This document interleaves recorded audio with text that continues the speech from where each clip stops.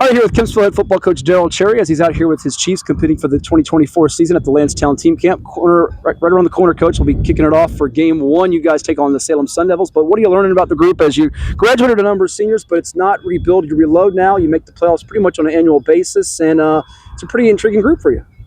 Yes, we constantly working on getting better each day. We got a big game coming up for the first one against Salem High School, so it's going to be at our house. So we're just going to try to put up a good fight. What are you wanting to learn out of something like this as you gear up for your scrimmages and then game one? What are the things that you try to take away from, and then as a staff, what do you guys go back and do as you prep for it? Well, biggest thing is on both sides, especially for the kids. I want to see who's able to compete. Compete at a high level. See the ones that are aggressive up the front. Like we always got to work on our line play. Gets a chance to go on our line play. We got helps to show the pads, get out a little bit, and also have those moments to teach. For us coaches, we also are preparing ourselves for game mode. As far as making sure we're seeing the right things, getting the right calls, communicating across the field so our guys can get the plays. I think that you came over to Kempsville from Tallwood, the mantra has been, if I'm not mistaken, up front, that the trench mob, those guys in the offensive line and defensive line that have been good. Jalen White was at Old Dominion, Deacon Rawls, who just graduated, next level, an all-area kid, and then up front this year, got a lot of nice-sized kids. Looks like Mekhi Bacon could be one of those leaders for you up front, right? Yeah, Mekhi, he's going to be a 4-year starter for us on the offensive side of the ball. Started at center, now moving to guard a little bit, going to play a little bit of defense. So he's going to anchor our guys up front. And we got a lot of guys that got to figure out, hey, are they going to be players for us?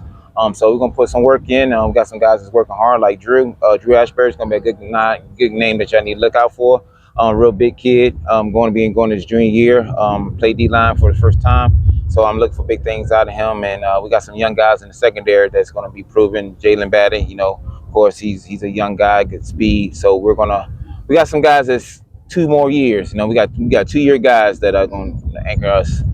Yeah, we've watched. You've had some playmakers in the secondary the last couple of years, like Karan Boyd, who's done it, Duke, Raleigh McIntosh, and though there are some emerging names on all 3 levels: D-line, linebackers, defensive backfield. Daryl Ville's a kid out here, number 5, that caught my eye on the first day of this camp at linebacker, making some plays for you. Oh yeah, he's a gift this year. He's going to be one of our anchors on our defense up front. We've turned a lot of guys on defense for us. Like I said, in our box play, linebacker play.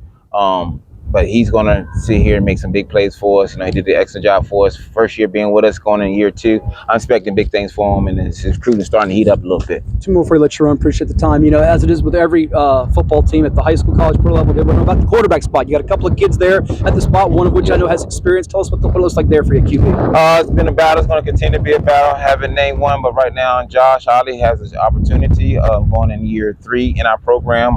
He started at JV for the last 2 years. So right now he has grown a lot.